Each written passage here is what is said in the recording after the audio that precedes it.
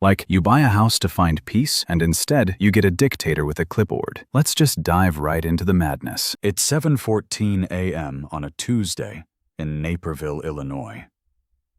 The air is crisp. The birds are doing their little morning symphony. My dark roast coffee is resting at that exact, glorious, fleeting temperature between mouth-blistering lava and lukewarm disappointment. I am standing on my front porch in my favorite worn-out flannel, taking a deep breath of fresh, suburban air, firmly believing that all is right with the world. I was an idiot, because coming down the sidewalk, marching with the rigid, terrifying purpose of a heat-seeking missile, is Brenda. You know Brenda. Every neighborhood has one. She is the president of the Whispering Pines Homeowners Association. She drives a pristine, blindingly white Lexus SUV that has never, not once, seen a speck of mud. She wears tennis visors on overcast days. And today, when she is clad in a salmon-pink velour tracksuit, her acrylic-tipped finger already fully extended and pointing toward my property line before she's even crossed the street, I take a sip of my coffee. I brace myself. She doesn't even say good morning. She just stops exactly 1 inch from the edge of my driveway because stepping onto my concrete without permission would be a violation of protocol, and Brenda is nothing if not a stickler for the rules. "Do you have any idea what that monstrosity is doing to my sinuses?" she demands. Her voice has that nasal, high-pitched screech that could probably shatter cheap glassware. She is pointing violently at a small, beautiful, orange-flowered plant sitting innocently near my mailbox. "Good morning, Brenda," I say, leaning against the wooden railing of my porch. "I'm doing well. Thanks for asking. How are the kids?" "Do not patronize me," she snaps.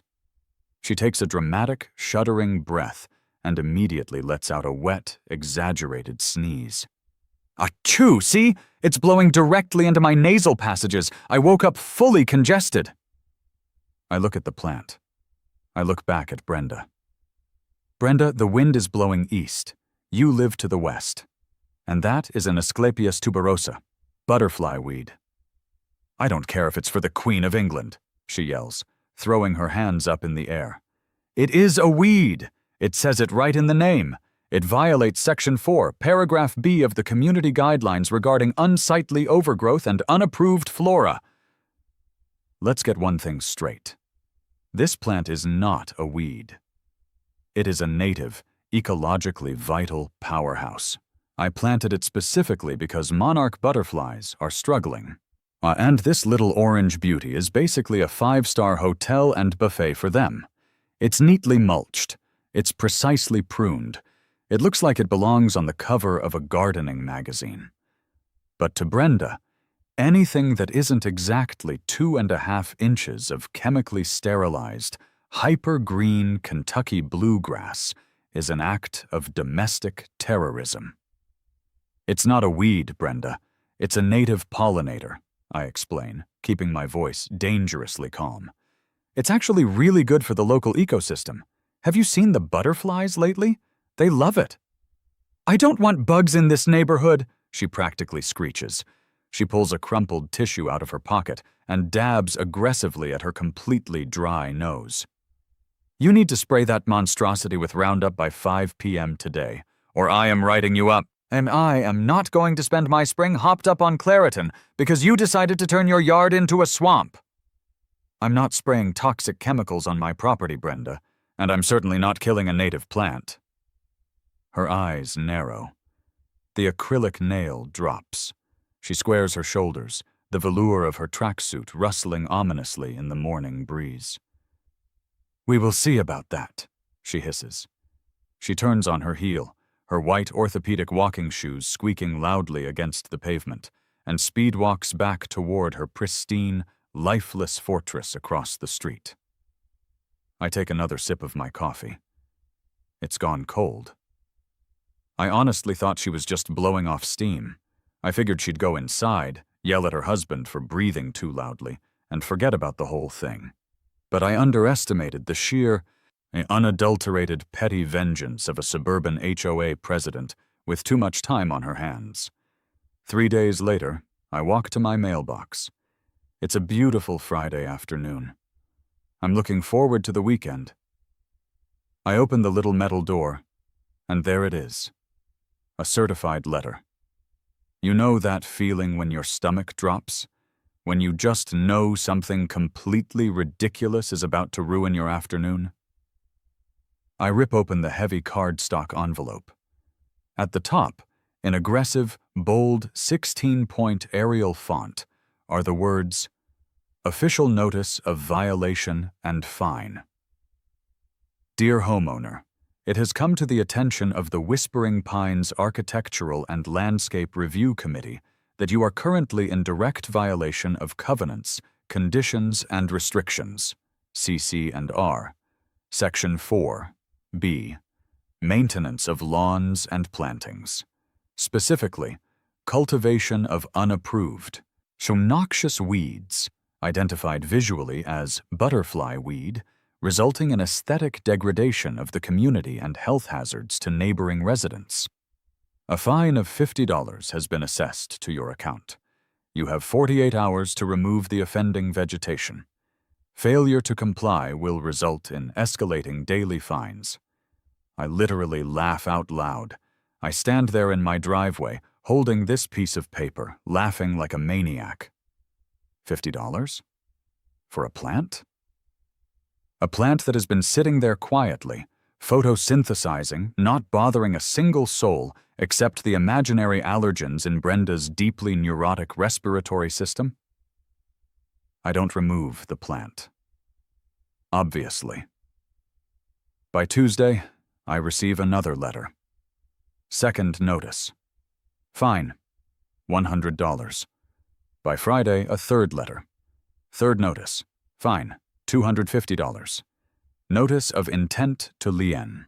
What they are threatening to put a lien on my house over a single piece of milkweed. The absolute unhinged audacity is staggering. The escalation is so rapid, so deeply disproportionate to the crime, that I realize I am no longer dealing with a neighbor dispute. I am dealing with a cartel. The monthly HOA meeting is scheduled for the following Wednesday evening. It is held in the aggressively beige basement of the local community center. The room smells like stale Folgers coffee and institutional floor wax.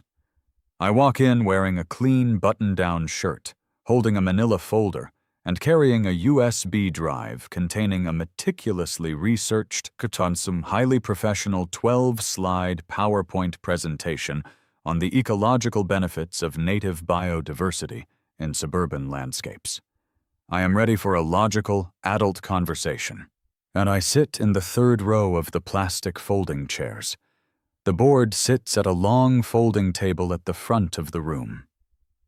Brenda is in the center, flanked by her two loyal henchmen. Gary, a retired accountant who treats the neighborhood budget like he's managing the Federal Reserve, and Susan, a woman whose entire personality revolves around monitoring the neighborhood Facebook group. Next item on the agenda, Brenda says, her voice echoing off the cinderblock walls.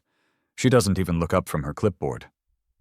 Property 402, the weed infestation. I stand up. Hi, board members. That's my property. I'd actually like to present some information regarding the native flora I've cultivated. Achoo! Brenda violently sneezes into the microphone. Feedback screeches through the cheap PA system, causing half the room to wince.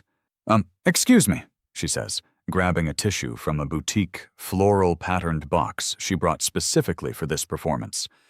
The pollen count is just astronomical lately. Please, make it quick. We have to discuss the unapproved shade of beige on the Henderson's new mail post. I walk to the front and plug in my USB drive. The projector hums to life. As you can see on slide 1, I begin, pointing to a beautiful macro photograph of a monarch caterpillar. The Asclepias tuberosa is not a weed. It is a crucial host plant. Furthermore, it does not produce wind-borne pollen. It is pollinated by insects. Therefore, it is biologically impossible for this plant to be the cause of your seasonal allergies, Brenda. Gary leans forward, adjusting his wire-rimmed glasses. Are you calling the president a liar? I'm calling her an anatomical impossibility, Gary. The room gasps. It's a collective, pearl-clutching suburban gasp. Slide 3, I continue, ignoring the tension, shows how native root systems actually improve soil health and prevent runoff, which saves the HOA money on drainage maintenance. I am 3 minutes into the presentation when Brenda holds up her hand. Enough, she snaps. We are not the Discovery Channel. We are a premier residential community. We have standards. We have an aesthetic. And your bug buffet does not fit that aesthetic. It's one plant, Brenda. It starts with one plant, she yells, slamming her hand on the table. Next thing you know, people have bird baths. Then they have garden gnomes. And then it's total anarchy, and our property values plummet into the abyss. She looks to Gary. Gary nods solemnly. She looks to Susan. Susan is already typing furiously on her phone, probably updating the Facebook group about my insubordination. The board has made a decision, Brenda says, her voice dropping to a theatrical, authoritarian register. She slides a fresh piece of paper across the table toward me. I don't pick it up. I just look at it. You have exactly 14 days, Brenda dictates, staring me dead in the eyes. 14 days to rip out that monstrosity, treat the soil, and lay down HOA-approved Kentucky bluegrass. If you do not comply, the association will hire an external landscaping crew to forcibly remediate the property. We will rip it out ourselves, and we will bill your account for the labor, the materials, and an administrative fee. The room is dead silent. You can hear the fluorescent lights buzzing. You're going to send a crew to trespass on my property and destroy my garden? I ask, my voice deadpan. We prefer the term compliance enforcement, Gary chimes in, looking incredibly proud of himself. 14 days, Brenda repeats, dabbing her nose one last time. Meeting adjourned. I drive home in total silence. My knuckles are white on the steering wheel. The sheer, towering arrogance of it all is suffocating. I pull into my driveway. The headlights illuminate the little orange flowers of the butterfly weed. It looks so small, so defenseless against the crushing beige machinery of the Whispering Pines HOA. Do I cave? Do I go to Home Depot, buy a bag of generic grass seed, and surrender my soul to the altar of conformity? Or do I let Brenda win? Absolutely not. I walk inside, toss my keys on the counter, and open my laptop. I don't go to sleep. I brew another pot of coffee. If they want to play the legal game, we are going to play the legal game. But I am not going to fight them on their turf. I am going to nuke their turf from orbit. I start digging into the Whispering Pines bylaws. They are exhaustive, exhausting, and borderline tyrannical. They dictate the exact color of window trimmings. They dictate how long a garage door can remain open, but bylaws are just contracts, and contracts are superseded by the law. I start digging into Illinois state property law. I read municipal codes. I read environmental statutes. I read legal precedents until my eyes are blurry, and the sun starts peeking through the blinds, and then, at 4:32 a.m., I find it. The Holy Grail, or the Silver Bullet, the absolute pinnacle of sovereign malicious compliance. I stumble across a specific section of the Illinois compiled statutes, nestled quietly in the property rights and environmental protection codes.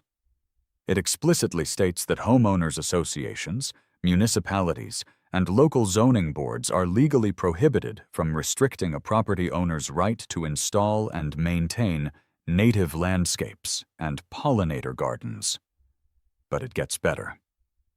Oh, it gets so much better. I dive deeper into federal and state partnerships regarding wildlife conservation. If a property owner applies for and receives official designation as a certified wildlife habitat by a recognized state or national environmental federation, the property is essentially cloaked in a protective shield of environmental preemption. Local nuisance bylaws regarding weeds or overgrowth are completely nullified. You cannot enforce a local aesthetic covenant against a state-recognized, federally encouraged environmental sanctuary. My heart is hammering against my ribs. I read the statute 3 times to make sure I'm not hallucinating from sleep deprivation. It's real, it's binding, and it's completely bulletproof. I don't just want to save my one little butterfly weed anymore. That was yesterday's battle. Brenda wanted to go to war over 3 square feet of dirt? Fine. I look out my front window at the vast, boring expanse of my green, HOA-approved front lawn. It's pristine. It's perfectly edged. It's utterly useless. I want to turn my entire front yard into a state-protected, impenetrable, legally untouchable jungle of native flora. I want goldenrod. I want coneflowers. I want blazing star. I want an ecosystem so loud, so vibrant, and so biologically active that Brenda needs a hazmat suit just to get her mail. I wait until exactly 8 a.m. I pick up my phone and dial a number I found on a local community board for ecological landscaping. "Yeah, Mike speaking," a gruff, gravelly voice answers. "Hi, Mike. I have a landscaping project. It's a bit unusual." "I like unusual." "Shoot. I need to completely eradicate my entire front lawn," I say, pacing my kitchen. "Total turf death. I want to bring in 3 tons of native topsoil, and I want to plant roughly 400 different native species. The loudest, tallest, most aggressively pollinating native prairie plants you can legally source in the state of Illinois." There is a long pause on the other end of the line, yet I can hear the faint sound of a lighter clicking and a deep exhale of smoke. "Where do you live, buddy?" Mike asks. "Whispering Pines, over off Route 59.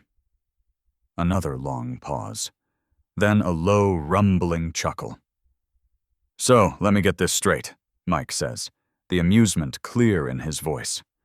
"You want me to nuke the entire turf, bring in the heavy machinery, and plant a literal wild prairie right in the middle of Stepford Wives territory? In that neighborhood?" "Exactly," I say, grinning like a madman to an empty room. "Your neighbors are going to hate you. They're going to form a mob with pitchforks. The HOA is going to try to crucify you on a perfectly beige cross." "Mike," I say softly, "that is the entire point." "I'll be there at noon to draw up the blueprints," Mike says, and hangs up. And I spend the rest of the week executing the plan with military precision. Mike and I draft a comprehensive design. We ensure every single plant selected is indigenous to our specific county in Illinois, satisfying the exact wording of the state statute. We map out blooming cycles to ensure maximum visual impact and maximum pollen production from April through October. Simultaneously, I am buried in paperwork. I fill out the extensive application for the official pollinator habitat certification. I document the property dimensions, the water sources I plan to install, the specific species list, and the shelter areas for wildlife. I pay the expedited processing fees. I submit the blueprints. I am building a fortress, and the walls are made of wildflowers. 14 days. That was the ultimatum. The clock is ticking. And Brenda thinks she has me cornered. She thinks I am cowering in my house, crying over my $250 fine, waiting for her goons to come rip out my single plant. She has absolutely no idea what is coming. The 14-day countdown felt less like a deadline and more like the ticking timer on a bomb. Only I was the one building the bomb, and the payload was 100% organic, locally sourced, pollinator-friendly compost. Saturday morning. Day 3 of Brenda's ultimatum. The sun is barely peeking over the impeccably straight rooflines of whispering pines. The neighborhood is wrapped in that thick, quiet blanket of wealthy suburban slumber. Not a leaf is stirring. Not a dog is barking. At exactly 6:58 a.m., the silence is violently shattered by the guttural, roaring diesel engine of a Ford F-350 hauling a flatbed trailer. Following closely behind is a dump truck filled to the brim with dark, rich, pungent topsoil. Mike has arrived. I'm standing in my driveway with a mug of coffee, grinning like a kid on Christmas morning. Mike hops out of the truck. He's wearing a high-vis vest over a faded band t-shirt, steel-toed boots, and a baseball cap pulled low. He unchains the skid steer from the trailer with a series of heavy, metallic clangs that echo down the entire block. "Morning!" Mike yells over the idle of the trucks. "You ready to commit some property value treason?" "Burn it to the ground, Mike," I yell back. Metaphorically speaking. At exactly 7 a.m., the legal noise ordinance lifts. Mike fires up the skid steer. It roars to life, belching a tiny puff of black smoke into the pristine Naperville air. He drops the steel bucket. He lowers it to the edge of my perfectly edged, chemically treated Kentucky bluegrass and pushes forward. The sound of the turf ripping is magnificent. It sounds like a giant tearing a carpet in half. Decades of meticulously maintained, aggressively fertilized lawn roll up like a cheap rug. The smell of raw earth fills the air. Within 4 minutes, my front yard looks like the staging area for a trench warfare reenactment. Across the street, I see a curtain twitch, then another. The neighborhood is waking up, and they are horrified. Suddenly, Brenda's front door flies open. She doesn't even bother with the velour tracksuit this time. She is in a plush, ankle-length, leopard print bathrobe and fuzzy slippers. Her hair is in rollers. She looks like a mob wife who just found out the feds are raiding the compound. "Stop!" she shrieks, and her voice piercing through the heavy machinery noise. "Stop right now! What are you doing? Turn that machine off!" Mike can't hear her. Or more accurately, Mike is pretending he can't hear her. He's happily scooping up a massive pile of turf and dumping it into the back of his truck. Brenda marches right up to the edge of my driveway, pointing violently at the skid steer. "Have you lost your mind?" she screams at me.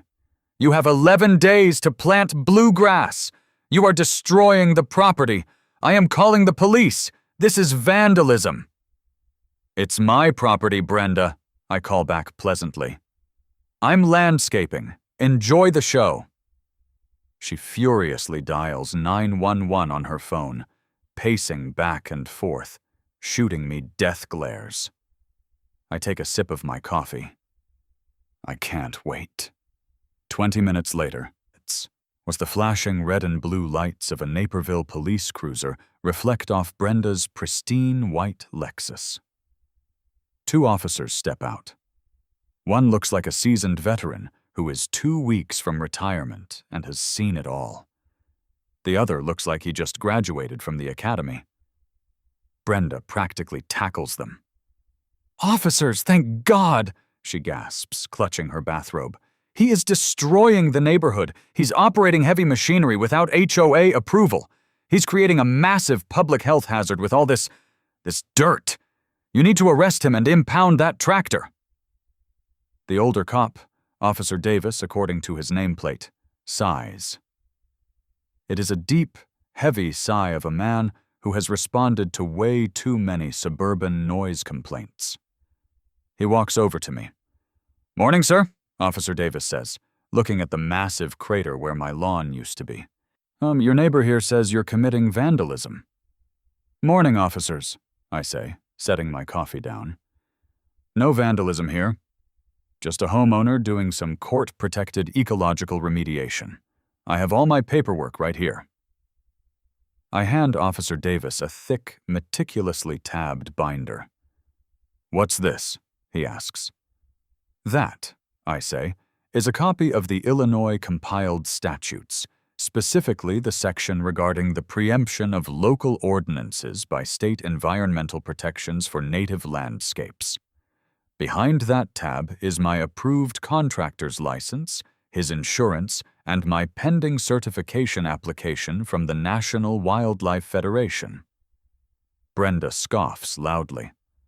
"That doesn't matter. The C, C, and R specifically states—" "Ma'am," Officer Davis interrupts, holding up a hand. He flips through the binder. He reads the highlighted state statute.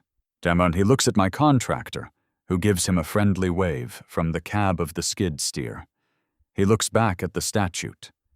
A slow, barely perceptible smirk crosses Officer Davis's face. He closes the binder and hands it back to me. "Well," Davis says, turning to Brenda, "he's got permits, he's got licensed contractors, and according to this state law, he's well within his rights to plant whatever native flora he wants. This is a civil matter, ma'am, not criminal." "A civil matter?" Brenda screeches, her voice cracking. "Look at it. It looks like a landfill. It's going to attract rodents, and coyotes, and poor people." "Ma'am, if the coyotes show up, give us a call," the younger officer chimes in, visibly suppressing a laugh. "Until then, have a good weekend." They get back in their cruiser. Brenda is left standing on the sidewalk, with her jaw literally hanging open. She looks from the retreating police car to the massive pile of dirt in my yard, to me. "This isn't over," she hisses, her eyes narrowed into little slits of pure suburban rage. "I will bankrupt you. I will lien this house until you have to sell it at an auction." "Have a great Saturday, Brenda," I wave cheerfully. Mike spends the rest of the day spreading the premium topsoil. By late afternoon, we are spreading the seeds. We don't just plant a few flowers. We plant an army. We scatter thousands upon thousands of seeds: purple coneflower, New England aster, goldenrod, blazing star, Joe Pye weed, and of course, 3 different varieties of milkweed. We cover it in a layer of straw to protect it from the birds. When we are finished, my front yard looks like a barren, muddy wasteland covered in dead grass. It is arguably the ugliest yard in the history of Whispering Pines. Brenda takes photos from her upstairs window. I know, because I can see the flash going off. The next day, I receive another certified letter. The HOA has officially levied the maximum allowable penalty, a $5,000 fine for malicious destruction of landscaping and willful disregard of board directives, accompanied by a formal notice of foreclosure proceedings if the balance isn't paid within 30 days. They also summon me to an emergency disciplinary hearing. I ignore it. I water my dirt. I wait. Nature requires patience, but malicious compliance requires absolute, unwavering resolve. The weeks roll by. Spring turns into early summer. The heavy spring rains do their job. Tiny green shoots begin to push their way through the straw. At first, it just looks like a slightly fuzzy pile of dirt, but then it explodes. It is a botanical riot. By late July, my yard is no longer a yard. It is a towering, 6-foot-tall, impenetrable jungle of color. It is a wild, untamed ecosystem completely alien to the sterile environment of Whispering Pines. The Joe Pye weed is practically touching my gutters. The goldenrod is blindingly yellow. The purple cone flowers are swaying in the breeze. And the wildlife. Oh, the wildlife. It's like I opened a 5-star resort for every pollinator in a 50-mile radius. There are hundreds of bees buzzing in a low, constant hum. There are swallowtail butterflies, monarchs, and painted ladies dancing through the air. I even have a family of goldfinches nesting in the taller stalks. It is loud. It is vibrant. It is aggressively, unapologetically alive. And Brenda's worst nightmare has come true. She has to sprint from her front door to her pristine white Lexus every morning, swatting frantically at the air, terrified that a bumblebee might cross the property line. Then, the final piece of the puzzle arrives. The mail carrier, looking incredibly confused as he navigates the narrow dirt path I carved through the jungle, hands me a heavy, flat package. I open it on the porch. Inside is a beautiful, thick, weather-resistant aluminum sign. The logo of the Environmental Federation is stamped at the top. The text is bold and official. Certified Wildlife Habitat. This property provides essential elements needed by wildlife for a healthy, sustainable ecosystem, legally protected under state and federal conservation guidelines. I don't just stick the sign in the dirt. I go to the hardware store. I buy a 6-foot pressure-treated 4x4 wooden post and 2 bags of quick-setting quikrete. I dig a deep hole right at the very edge of my property line, facing directly toward Brenda's front window. I set the post, pour the concrete, and screw the metal sign into the wood using tamper-proof security bolts. Short of using a chainsaw, that sign is never coming down. The trap is fully set. The bait has been taken. It is time to spring it.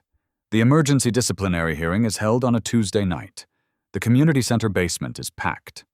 It seems Susan's Facebook updates have drawn a crowd. Half the neighborhood is here, murmuring and whispering. They look at me like I'm a local warlord who has brought ruin to their peaceful village. Brenda is sitting at the center of the folding table, flanked by Gary and Susan. But there's a new face tonight. Sitting next to Brenda is a sharp-looking guy in a tailored suit, looking incredibly bored. He has an open briefcase in front of him. The HOA's attorney. They brought out the big guns. "This emergency hearing is called to order," Brenda announces, banging a literal wooden gavel on the table. Where she got a gavel, I have no idea. "We are here to address the catastrophic, unmitigated disaster at Property 402 and to finalize the foreclosure proceedings due to the owner's refusal to pay the $5,350 in accumulated fines and administrative fees." She gestures to the lawyer. "Mr. Sterling, our legal counsel, is here to ensure the proceedings are handled by the book." Mr. Sterling nods curtly. "Do you have anything to say for yourself before we vote to initiate the lien?" Brenda asks, staring me down with a look of pure, unadulterated triumph. "Any excuses? Any apologies to the community you've terrorized?" I stand up. I don't have a PowerPoint this time. I don't have a speech. I just have a manila folder. I walk up to the folding table and gently place the folder directly in front of Mr. Sterling, the attorney. "I don't have an apology, Brenda," I say, keeping my voice perfectly level. "I have a legal notification." Mr. Sterling opens the folder. Inside that folder, I announce to the silent room, is the official state and federal certification designating my property as a protected wildlife habitat. Also included is a copy of Illinois compiled statutes, which clearly outlines that any homeowners association that attempts to fine, penalize, or forcibly alter a certified native landscape is in direct violation of state environmental law. I pause, letting the words hang in the stale basement air. Furthermore, I continue, looking directly at Brenda, I have drafted a countersuit. If this board does not immediately drop all fines, retract the notice of foreclosure, and cease all harassment regarding my legally protected property, I will be filing a lawsuit for harassment, tortious interference, and violation of state environmental statutes. And I will be reporting the HOA to the Department of Natural Resources for threatening a registered way station. Brenda lets out a sharp, mocking laugh. You can't do that. We have bylaws. You signed a contract. She looks at her expensive lawyer, waiting for him to unleash a barrage of legal jargon and tear me apart. Mr. Tom Sterling is staring at the documents. He reads the state statute. He reads my official habitat certification. He looks at the draft of my countersuit. He reads the statute again. He slowly closes the folder. He takes a deep breath, pinches the bridge of his nose, and turns to Brenda. Brenda, Mr. Sterling says, his voice devoid of any emotion. He's right. The silence in the room is absolute. You could hear a pin drop. Excuse me? Brenda whispers. State law preempts HOA covenants, Mr. Sterling explains, addressing the board. If his property is officially certified as a native habitat, which these documents prove it is, you cannot enforce your aesthetic guidelines against it. Not only is the $5,000 fine legally unenforceable, but if you attempt to send a crew to remove his plants, the HOA will be liable for massive damages. Or you have no case. Gary's jaw drops. Susan stops typing on her phone.